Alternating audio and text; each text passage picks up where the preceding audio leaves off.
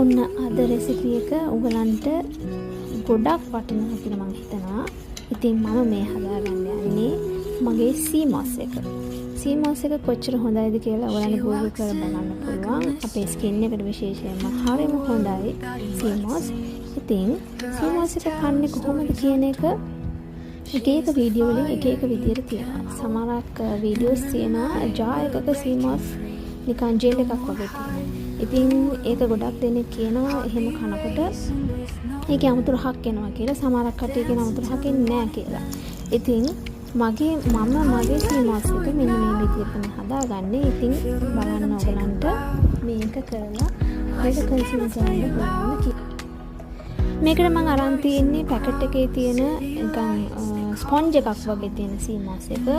ඒක අරගෙන වතුර කෝපයක් වගේ දාලා ඒකට දාන්න ඕනේ මේ සීමස් එක. පුළුවන් නම් කපලා දාන්න. දාලා ඉවරලා මේක හොඳට රත් වෙගෙන එනකොට මේ සීමස් එක වතුරත් එක්ක මෙල්ට් වෙනවා. ඊට පස්සේ ඒ වතුරත් එක්ක ඔක්කොම මික්ස් වුණාට පස්සේ ඒකට දාගන්න සීනි. සීනි ඔයගලන්ගේ රස ප්‍රමාණයට දාගන්න. ඊට පස්සේ ඒකට දාන්න ඕනේ කිරි. කිරිත් ඔයගලන්ට අවශ්‍ය ප්‍රමාණයට කිරි දාගන්න. ඉතින් එච්චර තමයි.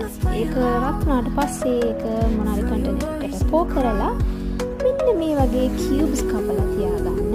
ඒ වෙලාවට ඔයගලන් කියුබ් එක කපන්න කන වෙලාවට එක දවසකට එක කියුබ් එකක් කෑවොත් හොඳටම ඇති. ඉතින් මේක කනකොට හරිම ආසයි තවත් කන්න. ඒක නිසා ඉතින් හරිම රහයි මේක. හදලා බලන්න. ඔයගලන්ට සීමස් කොහෙන්ද ගන්න කියලා හිතුවොත් සුපර් මාකට්ස් වල තියෙනවා. ආයේ තියෙනවා Chinese Japanese shops වල තියෙනවා. ඊළඟ ගිලෙන්නම්